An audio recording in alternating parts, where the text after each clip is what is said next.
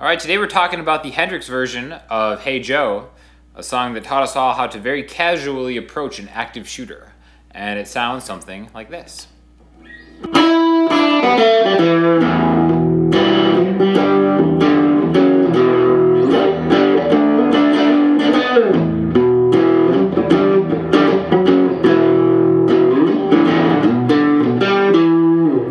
So I kind of just played a couple different parts of it that I want to talk about it. Not exactly the way he plays it, but I think it's an excellent lesson in using unison notes within the pentatonic scale. So basically we're going to start off with this first little riff here. Okay, so what I'm doing is I'm taking the 3rd fret of the B string and I'm sliding it to the 5th fret of the B string. So this is a D note to an E note. Okay, now if I play this with the open E string behind it, I kind of get this E note gluing it together, and the sound of the E minor pentatonic over like an E major chord is a very signature and bluesy thing that Hendrix was an absolute beast master at.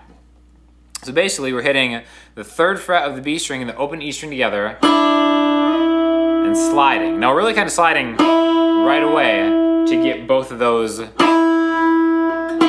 then back.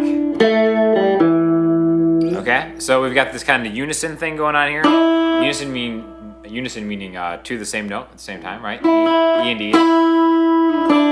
And the cool thing is once you kind of add a little vibrato to this E, you don't get like a sterile double E thing going on. You get a kind of little bit of movement going on there, right? So we've got, and then we're gonna jump from here into the 2nd fret of the G string. Open up that G string. You can hammer on the D string, open to 2, or just hit 2, either one. And all these notes are coming from the E minor pentatonic scale. Open 3, open 2, open 2, open 2, open 3, open 3. And in fact, this little slide can be coming out of that position because it's really just the E to the D, but we're sliding, extending it. So if you were to play into that position from this one shape, you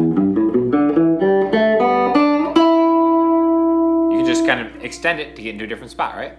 So after this, we're kind of doing that little pull off, hammer on to the 2nd fret of the D string, which, what note is that? Guess what? It's an E because there's so much E-ness going on right now. That E, that kind of tonal center, is being established in the intro.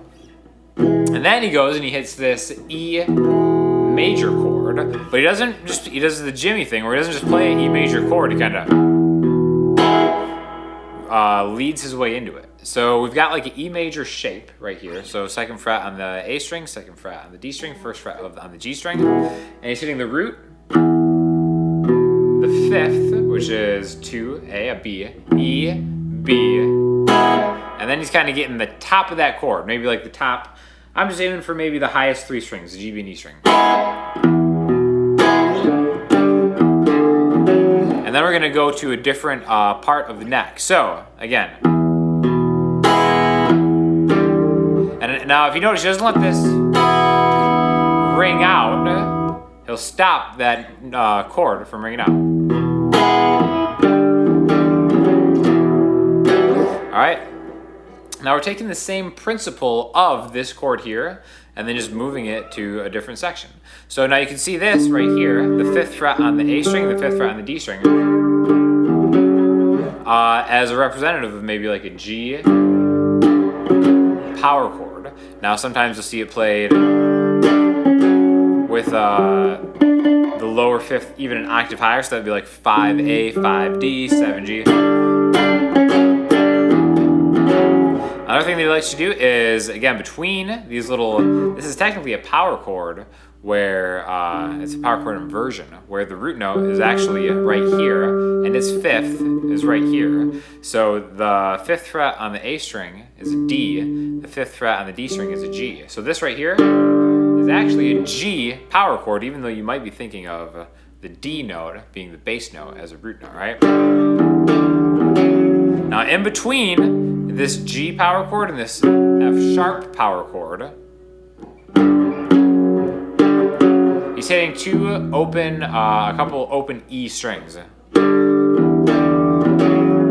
Alright, so we've got G, E, G, E, F sharp.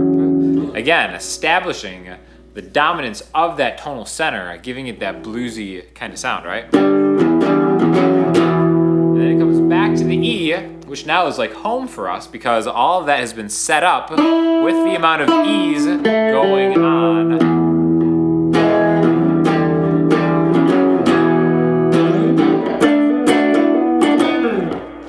Into a final little lick here that kind of ends the intro. So after we have like the slide into the chords, we have another E major chord. And then we're gonna come into this section of the neck, like the 7th fret. And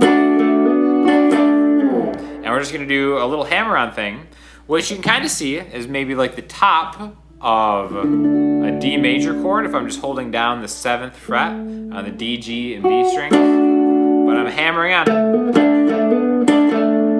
the D strings 7 to 9. So a hammer, chord, back to the beginning. And then technically that's where you'd get like the C.